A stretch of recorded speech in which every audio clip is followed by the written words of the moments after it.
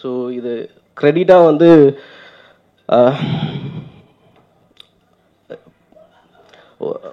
கண்ணுக்கு தெரியாததுக்கே அந்த கிரெடிட் எல்லாம் போட்டோம். அது இறைவனாக இருக்கட்டும், கர்த்தராக இருக்கட்டும்,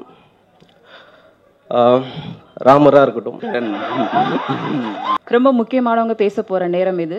விழாவில் அடுத்து வாரங்கல்லிலிருந்து வந்திறங்கிய தமிழ் குயில் கயல் தந்த அறிமுகம், வாய்க்கும் வலிக்காமல் பேசும் அமைதி பேர்வழி ஆனந்தி. எண்ணிலடங்கா வெற்றி படங்களை கொடுப்பவர், எண்ணிவிடலாம் அவர் படங்களை, அப்படி ஒரு தேர்வு. தினேஷ் ஆனந்தி காம்போ எப்பவும் பிரியாணியும் பச்சடியும் போல, அப்படி ஒரு விருந்து ரசிகர்களுக்கு. அது நீங்க தான் முடிவு பண்ணணும், பிரியாணி யாரு பச்சடி யாருன்னு. அங்கிருந்து வந்து இங்கு உள்ள தமிழ் ரசிகர்களின் இதயத்தில் இடம் பிடித்த அன்புள்ள ஆனந்தியை பேச அழைக்கிறோம். எல்லாருக்கும் வணக்கம். ரொம்ப சந்தோஷமா இருக்கு, நிறைய நாளுக்கு அப்புறம் உங்களை எல்லாரும் சந்திக்கிறேன். Firstly I want to thank Ranjith sir. Neelam ப்ரொடக்ஷன்ஸ்னா அது என்னோட ஹோம் ப்ரொடக்ஷன் மாதிரி. இந்த ப்ரொடக்ஷன்லேருந்து கால் பண்ணால் வந்து நான் ஸ்கிரிப்ட் எதுவுமே கேட்காம படம் பண்ணதுக்கு ரெடியாக இருப்பேன். பிகாஸ் நீலம் ப்ரொடக்ஷன்ஸ் சூஸ் பண்ண ஸ்கிரிப்ட்ஸ் அந்தளவுக்கு ஸ்ட்ராங்கான கண்டென்ட் கன்வே பண்ணுற மாதிரி இருக்குது. And really I want to thank Ranjith sir. Cause நிறைய டேலண்ட்ஸோட ஒர்க் பண்ண ஆப்பர்ச்சுனிட்டி எனக்கு கொடுத்துருக்காங்க. அண்ட் நெக்ஸ்ட்லி எங்களோட டைரக்டர் அத்தியன் தொல்லர் வந்து என்னை டைரக்டராக எவ்வளோ இம்ப்ரெஸ் பண்ணியிருக்காங்களோ அதை விட ஒரு மனிதனாக எனக்கு அவர் ரொம்ப ரொம்ப பிடிக்கும். அண்ட் எப்போவுமே அந்த பாசிட்டிவ் வைப், அந்த என்தூ எல்லா டெக்னீஷியன்ஸ்குள்ளே எல்லா ஆர்டிஸ்ட்குள்ளே இருந்துச்சு. அண்ட் எங்கள் அசிஸ்டன்ட் டைரக்டர் டீம் எல்லாரும் ரொம்ப எஃபர்ட்ஸ் போட்டிருக்காங்க. பிகாஸ் இது ரொம்ப காம்ப்ளெக்ஸான கதை. இது வந்து ஒரு டைம் ஃப்ரேம்குள்ளே நாங்கள் ஷூட் பண்ணணும்னா பின்னாடி ஒர்க் பண்ண ஒரு டெக்னீஷியன்ஸ் அண்ட் ஒரு அசிஸ்டன்ட் டைரக்டர்ஸ் போட்ட எஃபர்ட்ஸ்னால தான் இந்த அளவுக்கு குவாலிட்டியாக அந்த படம் சீக்கிரமாக பண்ணி முடிச்சிருக்கோம் நாங்கள். அண்ட் தென் தினேஷ் விசாரணையில் இருக்கட்டும், இந்த படத்தில் இருக்கட்டும், நான் அவங்கள பார்க்கும்போது அவங்களோட ஹார்ட் ஒர்க், அவங்களோட பேஷன் அண்ட் அவங்க போடுற எஃபர்ட்ஸ் வந்து 100% கொடுக்க சொன்னால் 200% கொடுப்பாங்க. அந்தளவுக்கு ஒரு டெடிக்கேஷனாக ஒர்க் பண்ணுற ஒரு actor. It was a lovely experience working with him. And Kishore தொல்லர் பற்றி சொல்லணும், அவங்க எங்கள் டீமுக்கு கிடைச்ச ஒரு பெரிய ப்ளஸ் பாயிண்ட். பிகாஸ் கிஷோர் தொல்லருக்கு வந்து எப்போவுமே ஒரு டைரக்டர் விஷன் இருந்திருக்கு. ஸோ அதனால அத்தியன் தொல்லர் என்ன கன்வே பண்ணணும்னு, ஐ மீன் ஸ்டோரிக்குள்ளே நிறைய இன்வால்வ் பண்ணி ஸ்டோரியில் ரொம்ப தரோவாக இருந்தாங்க. அதனால அவங்களுக்கு நாங்கள் சொன்ன முன்னாடியே இப்படி எடுக்கலாம் அப்படின்னு அந்த ஒரு விஷன் இருந்துச்சு. It was a great experience எங்கள் எல்லாருக்கும். அண்ட் நீலம் ப்ரொடக்ஷன்ஸ்லேருந்து பரியரும் பெருமாளுக்கு அப்புறம் இந்த படம் வரப்போகுது. December 6 ரிலீஸ் ஆகுது. கண்டிப்பாக வி அஷூர் யூ ஒரு ஸ்ட்ராங் கண்டென்ட்டோட ஒரு நல்ல மெசேஜோடு நாங்கள் அவங்க முன்னாடி வந்துட்டுருக்கோம். Please to supporters. Plus please இந்த மாதிரி கண்டென்ட்டான படம் உங்களால் தான் I mean we can reach. So thank you. விழாவில் அடுத்து அட்டகத்தி, விசாரணை, குக்கு இந்த மூன்றும் தமிழ் சினிமா உள்ளவரை தினேஷ் பேர் பேசும். இந்த வரிசையில் குண்டும் இணையும் இனி. லுங்கி, ஜீன்ஸ் இப்படி 2 விதமான கதைக்கும் உயிரை கொடுத்து உழைக்கும் நடிகர். அப்படி பிடிச்சுவீங்க. அவ்வளவு சீக்கிரம் அதிகம் பேசாதவர். அன்று முதல் இன்று வரை கூச்சமும் குழப்பமும் நிறையவே உண்டு. இந்த மேடை அவர் பேச காத்திருக்கிறது. குண்டு படத்தின் அனுபவம் பற்றி நம்மிடம் 10 நிமிடமாவது தினேஷ் அவர்கள் மனம் திறந்து பேசுவார். எல்லாருக்கும் வணக்கம். இவ்வளவு நேரம் பொறுமையா இருந்ததுக்கு தேங்க்ஸ். இது எல்லாமே சக்ஸஸ் பொறுத்து தானே. 200%, 300% எவ்வளோ போட்டு என்ன ஒர்க் பண்ணாலும் இந்த படத்தோட கடைசியில் பிஸ்னஸும் அது அப்படின்னு சொல்லி தொடர்ந்து எனக்கு முதல் படத்துக்கு அப்புறம் எனக்கு அதெல்லாம் தெரியவே தெரியாது. பிஸ்னஸ் என்ன, அதெல்லாம் வேலை கொடுத்தா போய் சூப்பராக பண்ணணும் அப்படின்னு சொல்லிட்டு அப்புறம் அது ஒரு நிறைய பேசிட்டாங்களா, அதில் எனக்கு கொஞ்சம் ஹர்ட் ஆகிருக்கு. எனக்கு எதுக்கு ஒர்க்கு நல்லா இருந்தால் சூப்பராக பண்ணணும்ல, அப்புறம் எதுக்கு என்னென்னவோ வருது அப்படின்ற மாதிரி கொஞ்சம் ஹர்ட் ஆகும். திருப்பி அடுத்த ஒர்க் பண்ணும்போது அது வந்து நம்மளை வந்து டல்லாக்கி விட்டுரும். எதுக்கு போயிட்டு இவ்வளோ பண்ணிக்கிட்டு அப்படின்ற மாதிரி ஒரு ஃபீல் ஆகும். ஸோ திருப்பி இப்போது பேசுகிறதும் ஒரு ப்ரெஸ் மீட்டும் ஒரு ஆடியோ லான்ச்சுக்கு முன்னாடி பேசுறது இருக்குல்ல, அது ஒரு 100 நாள் ஓட்டு எல்லாரும் ஹாப்பி ஆகிட்டாங்க, சூப்பர் படம் இட்டு நல்லா இருக்குது அப்படின்னு சொல்லும்போது நான் அப்போ வந்து சொல்கிறது எனக்கு ரொம்ப சந்தோஷமாக இருக்குது. இந்த படத்தில் நான் இப்படி ஒர்க் பண்ணோம், கேமரா இப்படி வச்சாங்க, எனக்கு இன்ட்ரெஸ்ட்டாக இருக்குது. அதுக்கு முன்னாடி வந்து ஆடியோ லான்ச்னு சொல்லும்போது பயமாக இருக்குது. இது என்ன ஆகும், இந்த படம் எப்படி போகும் அப்படின்ற ஒரு பயம் அதிகமாக இருக்குது. அதுதான் பேசுகிறதுக்கு வந்து எனக்கான தயக்கம். ஆகிட்டு ஜாலியாக சூப்பராக எல்லோரும் சாப்பிட்டு ஃப்ரீயாக உட்காந்து நல்லா பேசுங்க, கேளுங்க, சொல்லுங்க அப்படின்னு சொல்லி நான் சந்தோஷமாக பேசுவேன். மற்றபடி வேறு ஒன்றும் இல்லை. உங்களை பார்க்குறதோ அந்த தயக்கமோ அதெல்லாம் எதுவுமே இல்லை. எனக்கு எல்லாரையும் பார்க்குறது எப்பவுமே சந்தோஷம் தான். கூட்டம் இருந்தாலே எனக்கு எனர்ஜி ஆகிடும். நன்றி மட்டும்தான் சொல்ல வேண்டியது இருக்குது எல்லாருக்கும். தென்மார்க்க வாழ்த்துக்கள். அதிகம் அது இருக்குது. கிஷோர் அவ்வளோ அன்பு. அதான் நான் மட்டும் கஷ்டப்பட்டேன் அப்படின்னு சொல்லிட்டாரு. கஷ்டப்பட்டது எல்லாருமே கஷ்டப்பட்டாங்க. அது அப்படி சொல்லக்கூடாது, எல்லாருமே தான் பண்ணாங்க. அந்த இரும்பு கடையில் வந்து டெய்லி வேலை செய்யும் போது அடுத்த நாள் காலைல ஷூட் முடிஞ்சு வீட்டுக்கு போனால் எனக்கு வந்து பிளட் வரும். அப்படி இது மூக்குலேருந்து பார்த்தீங்கன்னா உள்ளேருந்து அவ்வளோ கருப்பாக வந்து பிளட் வரும். 8 வருஷம் 6 வருஷத்தில் வேலை செய்கிற ஆட்கள் செத்துருவாங்கன்னு அதிகம் சொல்லும் போது அது பயங்கர எமோஷனலாக கனெக்ட் ஆயிருந்துச்சு. அது நம்ம நடித்தது படத்தில் வருது. ஓரளவுக்கு இப்போ எல்லாரும் சொல்கிறாங்க, நம்ம பேர் சொல்கிறாங்க, நம்ம என்னன்னு பண்ணுறது தெரியுது. நிறைய பேர் வந்து எதுவுமே தெரியாது. இந்த படத்துலையும் வேலை செஞ்சுருப்பாங்க. 150 ரூபா இல்லை 400 ரூபா இப்போ தெரியாது எவ்வளோ ஒரு நாள் பே அவ்வளோ உழைப்பு எல்லாருக்கிட்டையுமே இருக்குது. ஸோ இது கிரெடிட்டாக வந்து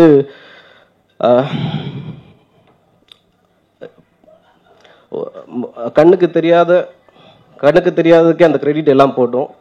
அது இறைவனாக இருக்கட்டும், கர்த்தராக இருக்கட்டும், ராமராக இருக்கட்டும். ஆனால் சண்டை வேண்டாம், அன்பு மட்டும் போதும். அது கண்ணுக்கு தெரியாமல் இருக்கட்டும்.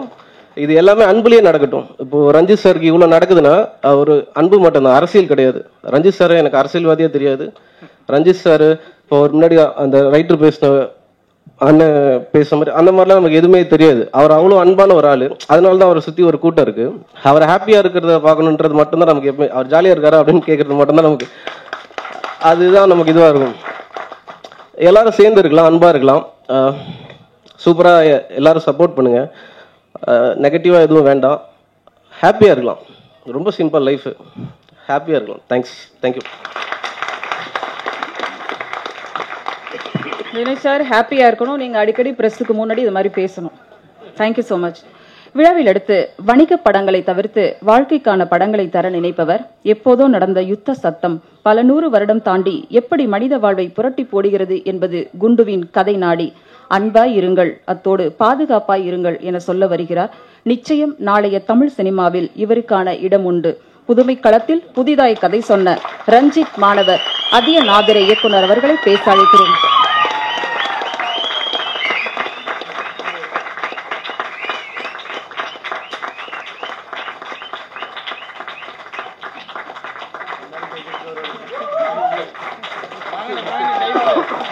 வாங்க வாங்க, அப்படியே வாங்க.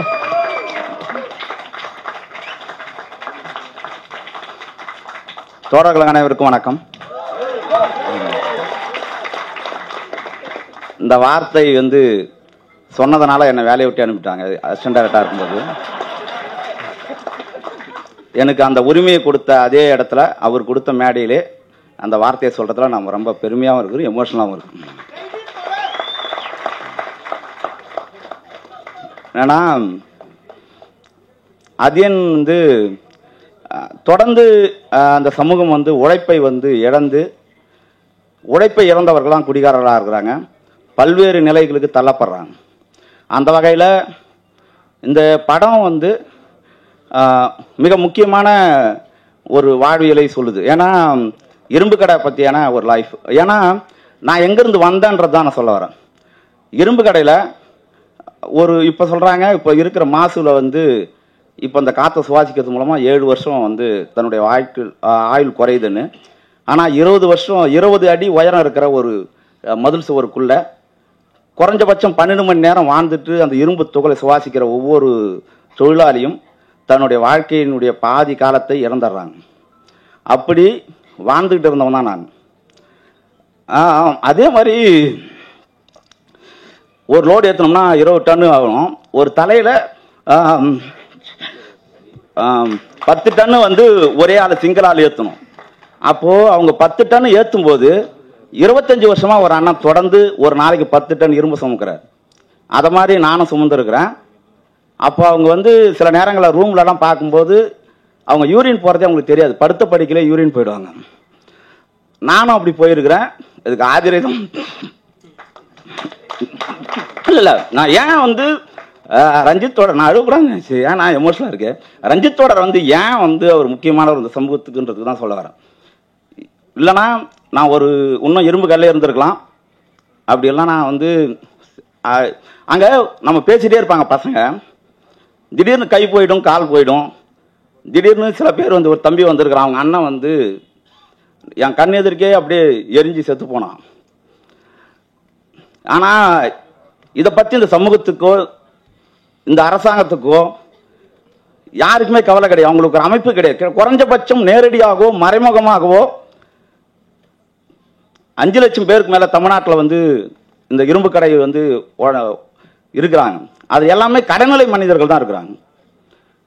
ஊரில் கிராமத்தில் சொந்தமாக வாழ முடியாமல் நிலம் இல்லாத மக்கள் படிக்கும்போது சுய அறிவு பெற்று சுயமரியாதை பெற்று நகரங்களுக்கு சென்று வாழலான்னு சொல்லிட்டு நகரத்துக்கு வருகிற மனிதர்களை ஏற்கனவே அங்கே கொழித்து சாதி அமைப்பு மூலமாக சுரண்டி வச்ச பணத்தை கொண்டு வந்து இங்கே வச்சிருக்கிற முதலாளிகள் மறுபடியும் இங்கே முதலாளிகளாக சுரண்டுவதற்கு இந்த வாழ்க்கையை தான் இந்த படம் வந்து பேசும். ஏன்னா அவ்வளோ நான் சொல்லணும்னா ராமலிங்க அண்ணன் வந்து ரஞ்சித் தொடருக்கு வந்து வாழ்நாள் முழுக்க நன்றி சொன்னார்ல, அது என்னன்னா எங்கள் அப்பா தான் அவர். எங்கள் அப்பாவும் எங்கள் அம்மாவுமா சேர்ந்து சொல்கிறது தான் அவர். எங்கள் அப்பா அம்மாலாம் நான் கூப்பிடல, ராமலிங்க அண்ணன் இருக்கிறாரு, ரஞ்சித் தொடர் இருக்கிறாருன்ற ஒரு நம்பிக்கை தான். ஏன்னா எமோஷனலாக நம்ம பேசுறதும் எப்பவுமே அது மாதிரி அந்த டோனுக்குள்ளே போனதும் கிடையாது. ஆனால் நான் எல்லாத்தையும் நான் அவ்வளோ கஷ்டப்பட்டுருக்கிறேன். நான் ஒரு 10க்கும் மேற்பட்ட வேலை செய்திருக்கிறேன். எல்லா வேலையும் எந்த நேரத்தில் அது போயிடும் அப்படின்ற ஒரு நம்பிக்கை இருந்துகிட்டே இருக்கும். நான் வேலை செய்த இந்த சினிமாவில் வந்து நான் வந்து நிறைய விஷயங்களை வந்து நான் வந்து நிறைய நிராகரிக்கப்பட்டு நான் ஓடி இருக்கிறேன். ராமலிங்க அண்ணன் தான் எனக்கு நிறையா தெம்பு கொடுத்து எனக்கு இது வரைக்கும் நீங்கள் நம்ப மாட்டீங்க, என்னுடைய இந்த 5-6 ஆண்டு காலத்தில் நான் போட்ட எல்லா உடையில ஒரு பேண்ட் ஒன்று அவர் எடுத்து கொடுத்ததா இருக்கும், இல்லை சட்டை அவர் எடுத்து கொடுத்ததா இருக்கும். அதை மாதிரி என்னுடைய எல்லாமும் அவராக இருந்திருக்கிறாரு. அதுதான் அவர் வந்து கைப்பிடிச்சி கூட்டின்னு வந்து ரஞ்சித் தொடர்கிட்ட கையில் கொடுத்தாரு. 2 குழந்தைகளுடைய அப்பாவாக நான் வந்து உதவி இயக்குனர் அவர்கிட்ட வந்து சேர்ந்தேன். எனக்கு என்னைக்கு நான் சேர்ந்தனோ அதுலேருந்து இது வரைக்குமே நான் வந்து என்றைக்குமே நான் கஷ்டப்பட்டது கிடையாது. அதுக்கு முன்னே நான் எவ்வளோ கஷ்டப்பட்டுருக்கிறேன். நான் வந்து சிப்ஸ் விற்றுருக்கிறேன் தெருவா. இது ஒரு லாட்ஜில் வந்து ரூம் பாயா வேலை செய்திருக்கிறேன். நிறைய கஷ்டப்பட்டுருக்கிறேன். ஆனால் கஷ்டப்படுறது வந்து நான் ஒன்றும் சந்தோஷமாக அப்படியே அழுதுகிட்டலாம் கஷ்டப்படல. ஏன்னா எங்கள் அப்பா எங்கள் தாத்தாவிலேருந்து எங்கள் மாமாவிலேருந்து எல்லாருமே கல் உடைக்கிறவங்க. கல் உடைச்சிங்கன்னா அவங்க காலை பார்த்தீங்கன்னா காயங்களால் ஆன காலாகவே இருக்கும். நீ அந்த காலை பார்த்தீங்கன்னா எங்கே கல் படாத சொந்த சதை எப்படி இருக்குன்னு நீங்கள் பிறந்த போது இருந்த சதை எதுவுமே இருக்காது அதில். ஆனால் அவங்க வந்து அதுக்காக கஷ்டப்பட்டனாலும் இல்லை, அவங்களுக்குள்ள ஒரு விடுகதை இருக்கும், டபுள் மீனிங் வசனம் இருக்கும். கல் ரத்தம் பட்டு அந்த கல்லில் போய் உறைஞ்சி போய் கிடக்கும். பக்கத்தில் இருக்கிறவங்க சொல்லுவாங்க இதை மாதிரின்னு சொல்லிட்டு, ரத்தம் வந்து பாடுறா அப்படின்னு சொன்னால் மண்ணை அள்ளி தெள்ளி அவன் காயத்தில் போட்டு அவன் வேலை செய்வான். ஏன்னா ஒரு பூனை குறுக்க வந்தாலும் திரும்ப போகிற ஒரு மூட நம்பிக்கை உள்ள ஒரு சமூகத்தில் ஒரு லாரி டிரைவரா, எங்கள் அண்ணன் லாரி டிரைவர் தான், ஒரு லாரி டிரைவர் லைஃபும் இதில் இருக்குது. இரும்பு கடையில் ஒவ்வொரு நாளும் வந்து அடி போடும், கை போகும், கால் போகும். பசங்க வந்து 10வது படிக்கிற பசங்க வருவானுங்க, லீவில் வந்து போவாங்க. திடீர்னு பார்த்தா கை போயிடும். நம்ம வந்து அவங்க வீட்டில் காசு கொடுக்கலாம் கூட அப்பா அம்மா எதிர்க்க விரல் போய் நான் பார்த்துக்கிட்டே இருப்பேன் கையை. இந்த கை இந்த விரல் வந்து எவ்வளோ நாளைக்கு என் உடலில் ஒட்டின்னு இருக்கும் அப்படின்றது எனக்கு வந்து ஒவ்வொரு நாளும் பயமுறுத்திட்டே இருக்கும். இது வந்து இந்த உடம்பு வந்து நமக்கு நிரந்தரம் கிடையாது. இது எப்போ வேணாலும் நமக்கு வந்து ஒன்று கை போடும், கால் போகும், நம்ம செத்து கூட போகலாம் அப்படின்ற ஒரு லைஃப்பை வந்து இந்த சமூகம் இது வரைக்கும் கண்டுக்கவே இல்லை. அதே மாதிரி லாரி டிரைவர்களை வந்து தமிழ் சினிமா இது வரைக்கும் வந்து வேற ஒரு தப்பானவர்களாகவே காட்டியிருக்கு. அவங்களுடைய லைஃபே வேற ஒன்று. நைட்டு முழுக்க அவங்க வண்டி ஓட்டுவாங்க. உலகத்தில் அதிகமான தொழிலாளர்கள் யாருன்னா டிரைவர்கள் தான். ஏன்னா உலகம் முழுக்கவே அவங்க இருப்பாங்க. இரவு முழுக்க அவங்க வண்டி ஓட்டுவாங்க. ஆனால் பகலில் வந்து அவங்க வந்து தூங்குவாங்க. அவங்க மனைவி எல்லாமே வந்து பகலில் முழிச்சிட்டு இருப்பாங்க, நைட்டில் தூங்குவாங்க. ஃபோன் பேசுறது வந்து அவங்க லைஃபே வந்து இவங்களுக்கு பகல் எதுவோ அவங்களுக்கு இரவு, அவங்களுக்கு இரவு எதுவோ, அப்படி ஒரு வாழ்க்கை வாழ்ந்துட்டு இருக்கிறவங்களுடைய நிறைய விபத்துகளை பார்த்துட்டு அவங்க சாதாரணமாக கடந்து போவாங்க. ஏன் அவங்க வந்து ஒரு பூனையை பார்த்துட்டு திரும்ப போகிறவனுக்கு ஒரு விபத்தை 10 பேர் செத்ததை கூட வந்த முன்ன ஆறு நடிச்சுன்னு போன ஒரு வண்டியை பார்த்துட்டு சுத்தமாக தலைகீழ கிடக்கிற அந்த வண்டியை பார்த்துட்டு எப்படி அவன் வண்டி ஓட்டுறான்னா அவனுக்கு வேற வழி கிடையாது. இந்த சமூகம் அப்படிப்பட்ட ஒரு சமூக அமைப்பாக இருக்குது. இன்னொருத்தனுடைய உழைப்பை சுரண்டி வாழ்ந்தாதான் நீ வாழ முடியும் அப்படின்ற ஒரு நெருக்கடி அவங்க கொடுக்கும்போது அவன் வாழ்ந்து தான் ஆகணுன்றதுக்காக கூட வந்த இன்னொரு டிரைவர் செத்து போய் கிடக்கிறத பார்த்துட்டு அவன் வண்டி ஓட்டுற நிலைமை இருக்குது. இந்தியாவில் கிட்டத்தட்ட நடந்த விபத்துகளில் தான் அப்பா எங்கே செத்தான்னு தெரியாத, தான் தாத்தா எங்கே செத்தான், லாரி டிரைவரா, காஷ்மீரில் செத்தானா, செத்த இடம் வந்து ரொம்ப முக்கியம் இல்லை நம்ம கல்ச்சரில். அந்த இடத்த வணங்குவாங்க. ஆனால் பாதி பேருக்கு டிரைவர்களுக்கு தான் எங்கே செத்தாங்க, தான் அப்பா எங்கே செத்தாங்கன்னே தெரியாத எவ்வளோ வாழ்க்கை அந்த லாரி டிரைவர்கள் இருக்குது. அந்த விபத்துக்கு அவங்க மட்டுமே காரணம் கிடையாது. அந்த அரசும் பொறுப்பு, லாரி இது சாலை பொறுப்பு, முன்ன போகிற வண்டி பொறுப்பு, போலீஸ்காரன் பொறுப்பு, ஓனர் பொறுப்பு, எல்லாருமே தான் பொறுப்பு. அதனால் இந்த படம் பார்க்கும்போது இரும்பு கடை தொழிலாளர்களை பற்றி அவங்களுடைய லைஃப் உங்களுக்கு புதுசாக தெரியும். அதே மாதிரி வந்து லாரி டிரைவர்களுடைய உங்கள் மீதான இது வரைக்கும் தமிழ் சினிமா மற்றது கொண்டு வந்த வாழ்க்கை அவங்களுடைய பார்வை வந்து மாறும். குறிப்பாக சொல்லணும்னா, நான் இதே மாதிரி இரும்பு கடையில் தான் வேலை செய்யிட்டு இருந்தேன். ஒரு நாள் வந்து ரஞ்சித்தோட பார்க்க போயிருந்தேன். அப்போ நான் வந்து இந்த 2 பக்கமும் ஷோல்டரில் வந்து லோடு தூக்கி ஒரு மாதிரி ரொம்ப கஷ்டமாக இருக்கும். ஏன்னா அந்த இதை பார்த்துட்டு என்கிட்ட ஒரு நாள் சொன்னார், இதே ஈக்காட்டு தாங்கல்ல தமிழ்நாடு ஹோட்டலுக்கு எதிர்க்க 2 குழந்தைய வச்சுக்கின்னு கடைசி வரைக்கும் இந்த சோழனா போய் தூக்கின்னு கஷ்டப்பட்டுன்னு இருக்க போறியா, வாயா நீ நான் உன்னை நல்லா பார்த்துக்கிறேன் வாயா அப்படின்னு சொன்னார். அந்த நம்பிக்கை தான் இது வரைக்குமே. நான் படம் பண்ண போகிறேன்னு சொல்லிட்டு அவர்கிட்ட கபாலின் போது சொன்னேன், அடுத்த படம் ரஜினி சார் படம் பண்ணலையா அப்படின்னு கேட்டார். இல்லை தோழர் நான் படம் பண்ணலான்னு இருக்கிறேன் அப்படின்னு சொன்னேன். நான் ஏந்து வந்துட்டேன் அவர்கிட்ட கை கொடுத்துட்டு. பின்னாலே வந்து சொன்னார், இந்த சினிமா வந்து உங்ககிட்ட இருக்கிற உண்மையும் இந்த யதார்த்தமான இதுவும் வந்து அழிச்சிடக்கூடாது, நீ அடிக்கடி ரீகால் பண்ணிக்க அப்படின்னு சொன்னார்.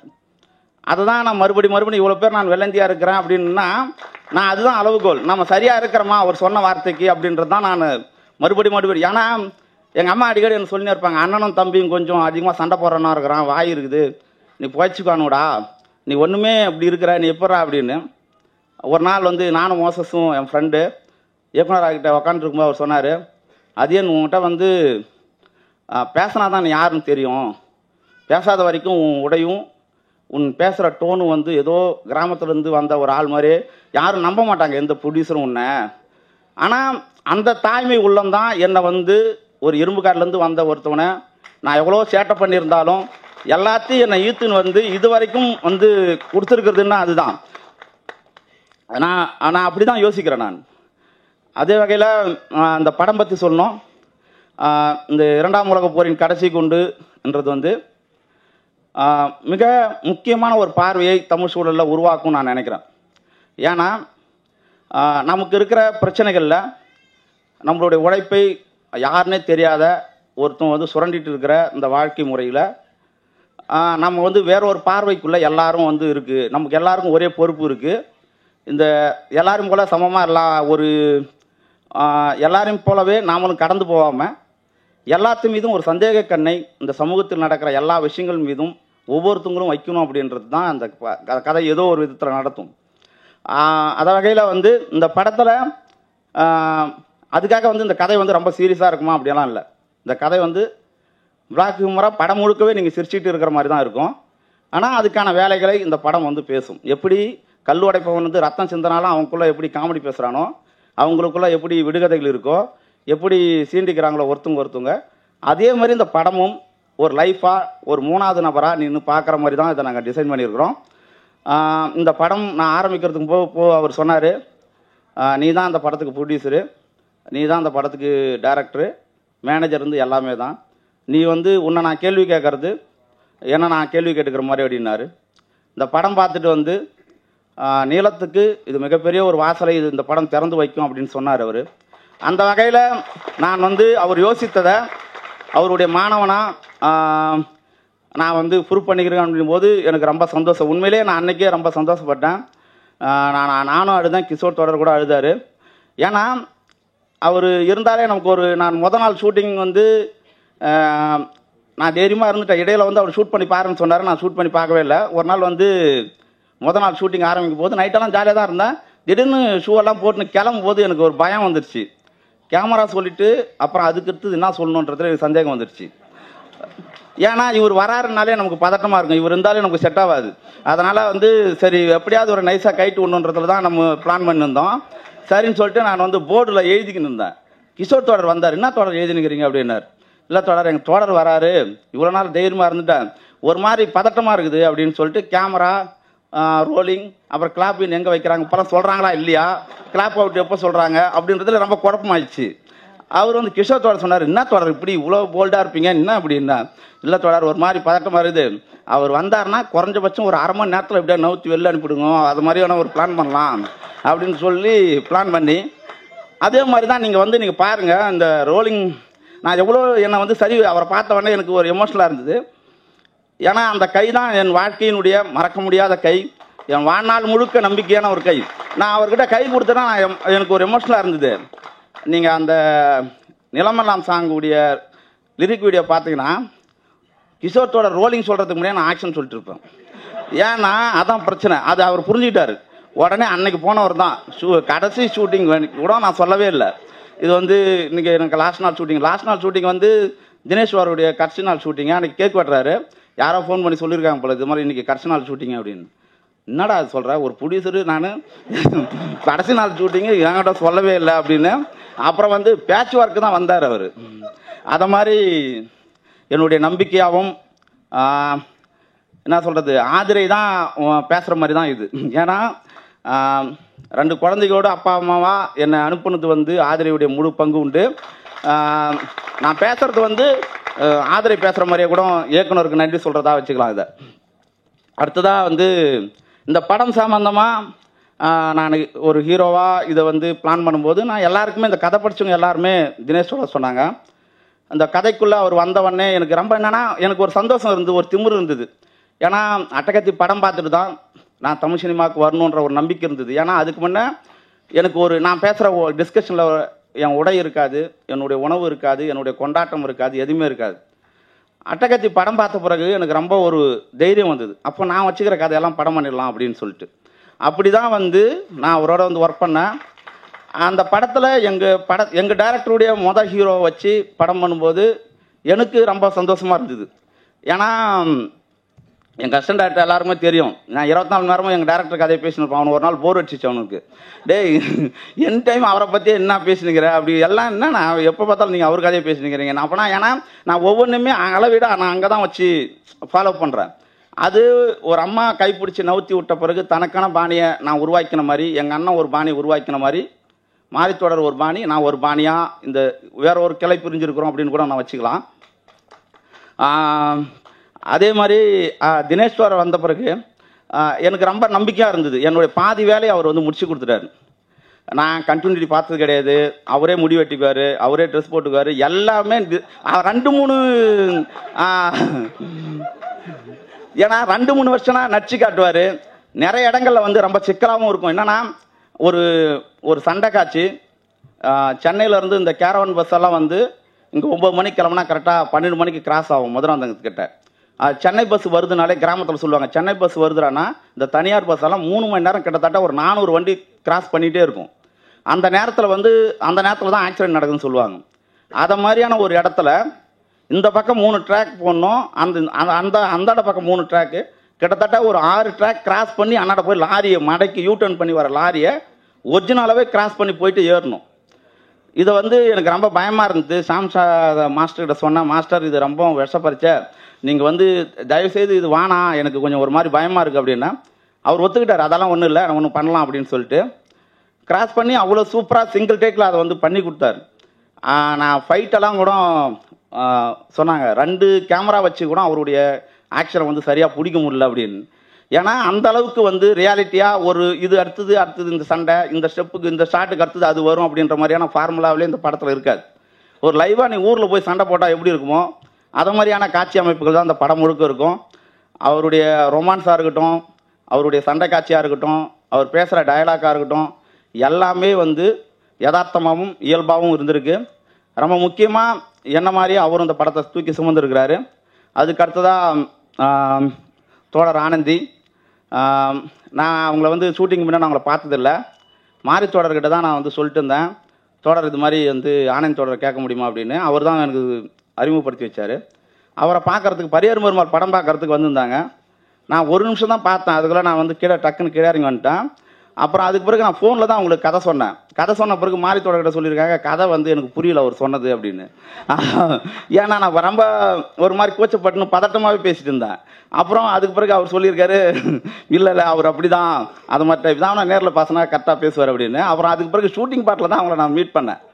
மீட் பண்ணும்போதே அவங்க வந்து நீங்கள் ரொம்ப கூச்சப்படுவீங்களாமே அப்படின்னு தான் முதல்ல பேச்சே கேட்டாங்க. அப்புறம் அதன் அடிப்படையில் என்னை புரிஞ்சுக்கிட்டு அவங்க ஷூட்டிங் பார்ட்டில் 2வது வார்த்தையே சொன்னாங்க, உங்களை எல்லாரும் தோழர்னு கூப்பிட்றாங்க, நானும் உங்களை தோழர்னு கூப்பிட்டுக்கலாமா அப்படின்னு கேட்டாங்க. அதிலிருந்து இது வரைக்குமே ரொம்ப நாள் பழகின ஒரு தோழியாக, ரொம்ப சூப்பரான எளிமையாக, எந்த விதமான ஒரு சினிமாட்டிக்கான எந்த விதமான எதுவுமே இல்லாத நமக்கு நெருக்கமான ஒரு தோழியாக அவங்க இருக்கிறாங்க. கண்டிப்பாக அந்த படத்தில் அவங்க மனசு எப்படி இருக்கோ அதே மாதிரி தான் எல்லா இடத்தையும் பிரதிபலிச்சிருக்கிறாங்க. இந்த படம் கண்டிப்பாக அவங்களுடைய ஒத்துழைப்பு ரொம்ப முக்கியமானது. ஏன்னா அவங்க எடுக்கப்பட்ட காட்சி என்பது ரொம்ப நெருக்கடியான சூழலில் படத்தினுடைய இன்ட்ரோல் பிளாக் தான் முதல் நாள் ஷூட்டிங்க்கு வந்தாங்க. அதுக்கு முன்னர் இருந்த காட்சிகளையும் புரிஞ்சுக்கிட்டு பிறகு நடக்க போகிற காட்சிகளையும் புரிஞ்சுக்கிட்டு அந்த எமோஷனில் அன்னைக்கு முதல் நாள் ஷூட்டிங்கில் வந்து வெளிப்படுத்தின விதம் வந்து அதுவும் அவங்களுக்கும் அதே மாதிரி தான். ஒரு 8 ட்ராக் விக்ரவாடி டோல்கேட்டில் போயிட்டு எடுக்கணும்னா எப்படி இருக்கும், ரொம்ப சிக்கலாக இருக்காதா, அந்த மாதிரியான இடத்துல தான் அவங்கள முதல் நாள் நாங்கள் வந்து பண்ணோம். ரொம்ப சூப்பராக நடிச்சு கொடுத்தாங்க. அந்த வகையில் அவங்களுக்கு ரொம்ப நன்றி. அதுக்கு அடுத்தது வந்து தோழர் ரித்விகா வந்து என்னுடைய பெஸ்ட் ஃப்ரெண்ட். மெட்ராஸ் படத்துலேருந்து நானும் அவங்கள நிறைய நண்பர்கள். அவங்க வந்து இதே மாதிரி தான் ஒரு கதை உண்டு. என்னன்னா, என் டேரக்டர் வந்து மெட்ராஸ் படத்தில் வந்து அந்த சாவு சீனுக்கு எழுதும்போது உன் உதடு தானே பிடிக்குமாம்மா வந்து கடின்னு சொல்லிட்டு ஒரு டைலாக் இருக்கும் கலையரசன் இறந்த பிறகு. அந்த டைலாக் வந்து நான் தொடர்ந்து எதிர்ப்பு தெரிவிச்சுருந்தேன் அவர்கிட்ட. தொடர் சாவில் போயிட்டு உன் உதடு தானே பிடிக்கும், கடிமாமான்னு சொன்னால் எப்படி இருக்கும், இது வானாம் தொடர் இது அப்படின்னு சொன்னால் அவர் வந்து ஒத்துக்கவே இல்லை. நீ கம்முனு அப்படின்னு சொல்லிட்டு அவர் சொல்லிட்டே இருந்தார். நான் ஒவ்வொரு நாளும் அவர்கிட்ட வந்து சண்டை போட்டுனே இருப்பேன், தொடர் இது வானான்னு. ஒரு நாள் அவர் என்கிட்ட என்ன சொன்னார்னா, எங்கள் அத்தையுடைய அத்தை வீட்டுக்கார் இறந்ததுக்கு ஒரு சாவுக்கு போயிருந்தேன். அப்போ எங்கள் அத்தை வந்து இதை சொல்லி அழுதாங்க. அழுவும்போது எல்லாரும் அழுதோம் நாங்கள் எல்லாரும். அப்போ அங்கே கிரியேட் ஆகிற ஒரு விஷயத்த, அந்த உண்மையை நான் ஏன் படத்தில் கொண்டு வரக்கூடாது அப்படின்னு சொன்னார். அந்த விஷயந்தான் வந்து சூப்பராக ஒர்க் அவுட் ஆகிருந்து. அதில் என்னன்னா விஷப்பரிச்சை எனக்கே வந்தது. என்னன்னா முரளிச்சோடர் என்ன பண்ணிட்டாருன்னா, திடீர்னு ரிஹர்சலில் வந்து போனோமா நீ நடின்னு சொல்லிட்டேன்.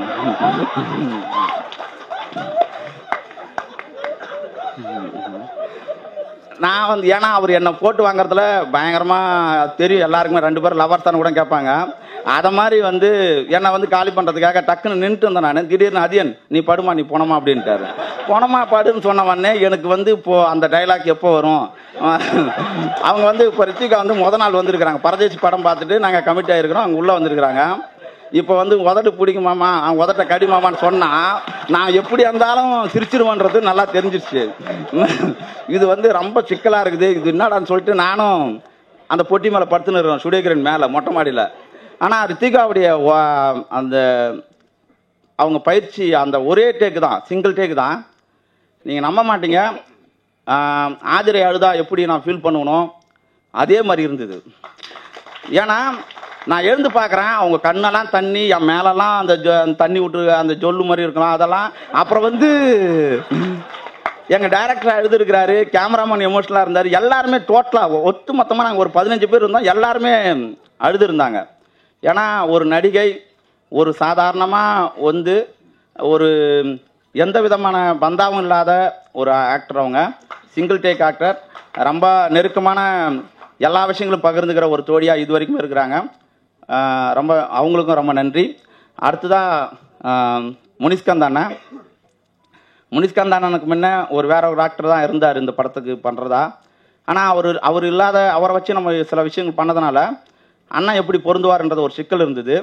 அப்புறம் நான் இயக்குனர்கிட்ட நான் 2-3 பேர் ஆர்டிஸ்ட் கொடுத்துருந்தேன். எங்கள் இயக்குனர் தான் சொன்னார் முனிஷ்காந்த் அண்ணன் சூப்பராக இருப்பார் அப்படின்னு. ஆனால் எல்லாருடைய சந்தேக பார்வையும் அவர் வந்து இந்த படம் பார்த்தவங்க எல்லாருமே மிரண்டாங்க. எல்லாருமே சொன்னாங்க அவ்வளோ சூப்பராக அந்த படத்தில் அவர் நடிச்சிருக்கிறாரு அப்படின்னு சொன்னாங்க. அந்த வகையில் அவர் வந்து ரொம்ப உண்மையான மனிதர். ரொம்ப அடுத்த படங்கள் கூட நம்ம ஒர்க் பண்ணலாம் அப்படின்னு யோசிக்கிற ஒரு ஆக்டர் அவர் எல்லாக்கிட்டையும் பார்த்தா ஜூனியர் ஆர்டிஸ்ட் கூட தான் சாட்டின்னு இருப்பார், அவங்க கூட தான் பேசின்னு இருப்பார். அந்த எந்த விதமான வேற்றுமை, நான் ஒரு ஆக்டர் பல லட்ச ரூபா சம்பளம் வாங்குறேன் அப்படின்றலாம் எந்த டோனுமே அவர் எங்களுக்கு பயன்படுத்தவே இல்லை. அது ஒரு முதப்பட டைரக்டருக்கு அது ரொம்ப முக்கியமானது. ஏன்னா சில பேர் கூலிங் கிளாஸ் போட்டாலே நமக்கு பயம் வந்துடும். அந்த டோனில் ஏதாவது பண்ணி நம்ம இது பண்ணுறாங்க அப்படின்ற ஒரு பயம் இருந்துகிட்டே இருந்து அது வந்து அவர் சூப்பராக நமக்கு பண்ணி கொடுத்த அண்ணா மகிழ்ச்சி. அதுக்கு அடுத்தது தம்பி லிங்கேஷ் வந்து அதில் நான் அவனுக்கு இல்லைன்னு சொன்னால் கூட அவன் வந்து நடிச்சிட்டு இருப்பான் அந்த படத்தில். அதனால் வந்து அப்போ அவனாக வந்து நடிக்கிறதுக்கு அதில் எது கொடுத்துடலாம் அவனுக்குன்றது வந்து ஒரு சிக்கல் இருந்தது. அதில் நான் அவன் ஒரு ஆப்ஷன் வைக்கிறான், ரித்விகா கேரக்டர் இருக்குல்ல அதை வந்து நீ ஏன் ஆனா மாற்றி எனக்கு கொடுக்கக்கூடாது.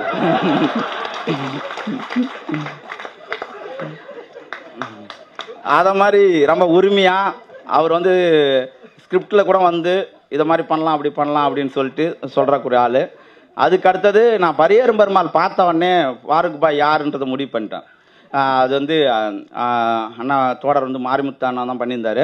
இதில் என்னன்னா அவ்வளோ படம் பார்த்தவங்க, முரளி தோடர் சொன்னார், எல்லாருமே சொன்னாங்க, எங்கள் இயக்குனர் சொன்னார், எல்லாருமே ராமலிங்க அண்ணா சொன்னார், எல்லாருமே சொன்னாங்க. என்னன்னா அந்த அவருடைய கேரக்டர் ஒரு ஃபோட்டோ இருக்குது, அந்த நான் யாரை ரெஃபரன்ஸ் எடுத்தனோ அதை அப்படியே பண்ணியிருந்தார். அவர் யாருன்னு கூட அவர் பார்த்ததில்லை. நான் எழுதினேன் அவருடைய வார்த்தையை கரெக்டாக அதை உள்வாங்கி அப்படியே 100% என்னை அப்படியே திருப்திப்படுத்துகிற ஒரு கேரக்டராக அவர் பண்ணியிருந்தார். அவ்வளோ சூப்பரான ஒரு நடிகர், அருமையான நடிகர். தொடர்ந்து சின்ன சின்ன போஸ்ட் வந்தால் கூட அதுக்கான விமர்சனங்களை என்கிட்ட நேரடியாக வைப்பார். இதை வந்து நீங்கள் இப்படி பண்ணியிருக்கலாம், இது இப்படி பண்ணியிருக்கலாம் அப்படின்ட்டு. ஏன்னா அவர் ஒரு இயக்குனர், அந்த பார்வை அவருக்கு எப்பவுமே இருக்கும். அடுத்தது வந்து ஆக்டராக இப்போது கிஷோர் தோடர் பற்றி பேசணும். கிஷோர் தோடர் என்னன்னா அவர் வந்து முரளி தோடர் வந்துட்டு அசிஸ்டண்டாக இருக்கும்போது நான் ரஞ்சித்தோடைய அசிஸ்டண்டாக இருந்தோம். நாங்கள் உதவிக்குனாராக இருக்கும்போதே நாங்கள் பேசிக்கிட்ட விஷயந்தான் இது. ரொம்ப நெருக்கமான ஒரு அண்ணனா ஒரு தம்பியா 2 பேருமே அந்த ரிலேஷன்ஷிப் தான் இருக்கும். தொடர்ந்து கிஷோர்கிட்ட நான் எந்த விதமான தயக்கமும் நான் என்னன்னா என்னை பொறுத்த வரைக்கும் திறமைகளை விட எமோஷனலாக நம்மளோட கனெக்ட் ஆகிறவங்களோடு ஒர்க் பண்ணால் அது ஒர்க் அவுட் ஆகுன்றதை நான் நம்புகிறேன். ஏன்னா மெட்ராஸும் போது அது அப்படி தான் ஒர்க் அவுட் ஆச்சு, கபாலியும் போதும் அப்படி தான் ஒர்க் அவுட் ஆச்சு. நான் அந்த நம்பிக்கையின் அடிப்படையில் என் படத்தை நான் அப்படி தான் டெக்னீஷியனை தேர்ந்தெடுத்தேன். கிஷோர் தோடர் வந்து என்னுடைய எல்லா விஷயங்களையும் அவர் வந்து எல்லாத்துலேயுமே அவர் பங்கெடுத்துட்டு இருக்காரு. அடுத்தது வந்து தாரி மச்சி நேரம் இல்லைன்ட்டாங்க, மகிழ்ச்சி. அடுத்ததாக வந்து தென்மா வந்து நான் எங்கள் இயக்குனர் ஆஃபீஸ் போயிட்டு இருக்கும்போதெல்லாம் ஒரு 2 வருஷமாக பார்த்துட்டு இருக்கிறேன் அவரை. 2 வருஷமாக நான் அவருக்கு ஒரு அளவு கூட சொன்னது கிடையாது, அவரும் எனக்கு அளவு சொன்னது கிடையாது. ஏன்னா அவர் டோன் வேறு மாதிரி இருக்கும், நம்ம டோன் வேறு மாதிரி இருக்கும். அதனால் அப்படி இருக்குது. ஒரு நாள் எங்கள் இயக்குனர் தான் சொன்னார், பெரிய 3 மியூசிக் டைரக்டர் சொல்லியிருந்தார். நான் அதில் கடைசியாக இடைச்சேருக்கலாக தென்மாவையும் சொன்னார். அப்புறம் தென்மா ஏன் நம்ம நல்லா இவ்வளோ திறமையாக இருக்கிறான், நம்ம ஏன் அவனை வந்து உருவாக்கக்கூடாது, நம்ம பிள்ளைங்க ஒன்று ஜெயிச்சா நல்லா இருக்குமே அப்படின்னாரு. நான் முடிவு சொல்லிட்டு நைட்டு வந்து நான் ஃபோன் பண்ணி அவர்கிட்ட சொன்னேன். அவர் வந்து ரொம்ப ஓகே தொடர் பண்ணலாம் அப்படின்னாரு. நான் தென்மாவை கூப்பிட்டு நான் அவர்கிட்ட வந்து நீ தான் மியூசிக் டைரக்டர்னே சொல்ல, நேரடியாகவே கதை சொல்ல ஆரம்பிச்சிட்டேன். கதை சொன்ன உடனே அவர் வந்து என்ன கதை சொல்கிறீங்க அப்படின்னாரு. நீ தான் என் மியூசிக் டைரக்டர்.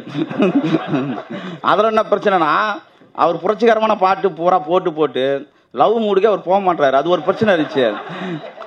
அதனால் வந்து அவர் லவ் மூடு கொண்டு வர்றதுக்கு எப்பயும் போல் நம்ம இளையராஜாவை தான் நம்ம தேட வேண்டியதாக இருந்தது. அதுக்கு ஒரு 30 பாட்டு அவருக்கு அனுப்பி அதில் வந்து அப்புறம் அப்பா பாட்டு ஒன்று வேணாம், எங்கள் அப்பாவுக்கு எனக்கு சின்ன வயசு வந்து ஆகாது, அதனால் அப்பா சென்டிமெண்ட்டை நான் எப்படி எங்கள் அப்பா வந்து நான் பாட்டு பாட முடியும் அப்படின்னு இந்த படத்துக்கு உள்ள வயா அப்படின்னு சொல்லி அப்படிதான் தென்மா இவர் நம்ம செல்வா தோடர் ரொம்ப முக்கியமானவர். என்னை வந்து நிறைய ப்ரொடியூசர்கிட்ட என்னை தூக்கி அலைஞ்சவர். அதை மாதிரி அந்த வகையில் அவர் வந்து ஒரு நண்பராகவும் எடிட்டராகவும் இந்த படத்துக்கு மிக முக்கியமான அவர் தான் முதல்ல இந்த நான் ஷூட் பண்ணதை முதல்ல பார்த்துட்டு எனக்கு ஃபோன் பண்ணார். ஃபோன் பண்ணும்போது ரொம்ப எமோஷ்னலாக இருந்தது எனக்கு அவர் சொன்ன வார்த்தை. அவர் ட்வீட் போட்ட ஸ்டேட்டஸ் தான் இது வரைக்குமே வந்து தொடர்ந்து எல்லாரும் ஃபாலோ பண்ணி ரொம்ப சூப்பரான ஒரு இடத்துக்கு இந்த படத்து மீது மிக முக்கியமான ஒரு எதிர்பார்ப்பை கொண்டு வந்து நிறுத்தியிருக்கு. அந்த வகையில் செல்வா தோடருக்கு ரொம்ப நன்றி. அண்ணா டைரக்டர் அண்ணா ராமலிங்க அண்ணன் பற்றி சொல்லணும்னா என்ன சொல்கிறது, அவரை பற்றி சொல்கிறதுக்கு ஒன்றும் இல்லை. இந்த வாழ்க்கை முழுக்க என்னன்னா சொல்கிறதுக்கு ஒன்றும் இல்லைன்னா எதுக்கு சொல்கிறேன்னா இந்த வாழ்க்கை நான் முழுக்க வாழ்ந்தாலும் அவருக்கு நான் நன்றி சொல்லிகிட்டே இருப்பேன். அந்த அளவில் வந்து ரொம்ப என் வாழ்க்கையை அவர் வேறு நான் வேறு இல்லை, அந்த அளவில் எப்பயுமே அப்படி தான் அவர். அது பிறகு fight master Sham master and PC 2 பேருமே ரொம்ப சூப்பரான ஒர்க்கர்ஸ். ரொம்ப குறைஞ்ச நாட்களில் நமக்கு ஒர்க் பண்ணி கொடுத்தாங்க, என்னை புரிஞ்சுக்கிட்டு. அதுக்கு அவங்களுக்கு நன்றி. அதுக்கு அடுத்தது பாடலாசிரியர் உமாதேவி என்னுடைய நண்பர், தோழி. அவங்களுக்கு நான் எந்த கரெக்ஷனும் பாடலும் போது மெட்ராஸில் கபாலி அது போல படங்களில் அவர் ஒர்க் பண்ணும்போது எங்கள் டேரக்டர் வந்து பாடல் சார்ந்த விஷயங்களை நீ பார்த்துக்க அப்படின்னு சொல்லுவார். அதனால் பாடலாசிரியர்களை மெயின்டைன் பண்ணும்போது அப்பத்துலேருந்தே அவங்க எழுதுகிற டோன் வந்து எனக்கு புரியும். அந்த வகையில் எனக்கு ஈஸியாக உமாதேவி வந்து ஈஸியாக உள்ள வந்து இந்த சூப்பராக ஒர்க் பண்ணி கொடுத்துருக்குறாங்க அந்த பாட்டு. அது ரொம்ப முக்கியமாக என்னென்னா, ஒரு கூத்துப்பாட்டு சொல்லணும். கூத்துப்பாட்டு வந்து வெறும் இந்த கலையை வந்து மகாபாரத கதைகளை எப்படி கூத்துக்குள்ளே கொண்டு வந்து நம்மளை வந்து அர்ஜுனன் பற்றியும் நம்ம தர்மரை பற்றியும் பேர் வைக்க நம்மளை எப்படி ஆட்படுத்தினாங்களோ, அதே கூத்துப்பாட்டில் நான் பொலிட்டிக்கலாக பேசி பார்க்குறேன் அப்படின்னு சொல்லிட்டு ஒரு சவாலாக எடுத்து தான் அந்த கூத்துப்பாட்டை நாங்கள் மாற்றி பார்த்தோம். அதே மாதிரி செந்தில் கணேஷ் பேசின அந்த அண்ணன் பாடின பாட்டும் இருச்சி பாடலும் ரொம்ப பொலிட்டிக்கலான ஒரு பாடல், உமாதேவி எழுதுனது தான். அந்த பாடல் இப்போ ரிலீஸ் ஆகிருக்கு, இப்போ நீங்கள் பார்க்கலாங்க, ரிலீஸ் ஆகிடுச்சு அது. ஆனால் அந்த பாடல் வந்து மிக முக்கியமான ஒரு ஒர்க்கை அது நிகழ்த்தியிருக்கு அந்த படம், அந்த பாட்டு. அதே மாதிரி தனிக்கொடி தொடர் ஆதவனன் மூலமாக தான் அறிமுகம். ரொம்ப நெருக்கமானவர், ரொம்ப எளிமையான மனிதர். முத்துவேல், தம்பி அறிவு 2 பேருமே ரொம்ப முக்கியமானங்க, தொடர்ந்து இயங்கிட்டு இருக்கிறாங்க. அதுக்கு அடுத்தது நான் பர்சனலாக நன்றி சொல்லணும்னா, குறைஞ்சபட்சம் எல்லா தொடர்களுடைய உறுதுணையோடு தான் நான் கடந்திருக்கிறேன். அந்த வகையில் என் பாடலை என்னை வந்து எப்போதும் கண்காணித்து கொண்டு இருக்கிற தோழர் முரளி தோழருக்கும், அண்ணன் ஆதவன் ஜி சென்னை அவர்களுக்கும், ஜேபி சாணக்கியா அவர்களுக்கும், அதுக்கு அடுத்தது வந்து இந்த படத்தினுடைய ஆரம்பகட்ட எழுத்துக்களில் எனக்கு உறுதுணையாக இருந்த தோழர் திருவாசகம், என்னுடைய நண்பன், என்னுடைய என்ன சொல்கிறது இன்னொரு உருவம் எல்லாம் சொல்லலாம், ஜெயக்குமார் தான் என்னை வந்து நான் ஒவ்வொரு முறை தோண்டு போகும்போதெல்லாம் எனக்கு எல்லாமாக இருந்து என்னை இதுவரைக்கும் என்னை வந்து ஒரு பூஸ்டாக இருக்கிறவன். அப்புறம் வந்து என்னுடைய உதவி இயக்குனர்கள் பாலாஜி, சதீஷ், வேலாயுதம், குழலி, ஞானகுமார் தோழர், ராமன் தோழர், அப்புறம் அண்ணன் முருகண்ணன், அப்புறம் வந்து கோகுல், அப்புறம் மணிகண்டன் மற்றும் எல்லாருமே ரொம்ப சூப்பராக என்னை புரிஞ்சுட்டு ஒர்க் பண்ணி கொடுத்துருக்குறாங்க. அதுக்கு அடுத்ததாக வந்து மேனேஜர்ஸ் ராகேஷ் அண்ணா ரொம்ப முக்கியமானவர், ரொம்ப உண்மையான ஒரு மனுஷன். அவர் வந்து இந்த படத்துக்கு ரொம்ப சூப்பரான எனக்கு நிறைய விஷயங்கள் பண்ணி கொடுத்தாரு. அவர் என்ன பண்ணுவார்னா, எங்கள் டேரக்டர் ஏதாவது கோபமாக பேசினா கூட அவரே பாதி பேஸ் பண்ணி எங்ககிட்ட வராத அளவுக்கு பார்த்துக்குவார். அது வந்து ஒரு ப்ரொடக்ஷனில் ரொம்ப முக்கியமான ஒரு ஒர்க்கு. நேரடியாக அவர் சொல்கிறத அப்படியே நம்மகிட்ட கடத்தாமல், நாம் சொல்கிறத அப்படியே கடத்தாமல், இடையில ஒருத்தவங்க நம்பகத்தன்மையாக இருந்து அதை வழிநடத்துறது வந்து ரொம்ப சூப்பரான ஒர்க்கர். என்றைக்கும் அவரை என்னால் மறக்கவே முடியாது. செல்லதோட மேனேஜர் சஞ்சய் தோடர் ரொம்ப முக்கியமானவர், என் ஃபேமிலி ஃப்ரெண்டு. அதே மாதிரி ராம், சிவா, அப்புறம் வந்து சுரேஷ் அண்ணன் வந்து எனக்கு ஸ்கிரிப்ட் படிச்சுட்டும் சரி நிறைய விஷயங்கள் எல்லாருக்கும் சுரேஷ் அண்ணன், தினகர் தோடர், மகிழன் தோடர், ஜெனி ரொம்ப சூப்பராக எனக்கு ஒர்க் பண்ணி கொடுத்துருக்குறாங்க. இந்த ஆரம்ப கட்டத்தில் ஸ்கிரிப்ட் உருவானதுலேருந்து எல்லாத்துக்கும் எனக்கு எனர்ஜியாக இருந்திருக்கிறாங்க.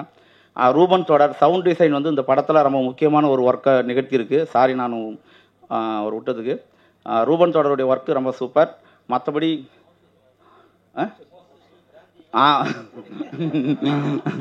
மோசஸ் பிராங்க்லின் மற்றும் எல்லாருக்கும் நான் திரும்பினா இங்கே இருக்கிற எல்லாருமே எனக்கு ஹெல்ப் பண்ணவங்களா தான் இருப்பாங்க. அந்த வகையில் எல்லாருக்கும் நன்றி சொல்லி விடைபெறுகிறேன். மகிழ்ச்சி.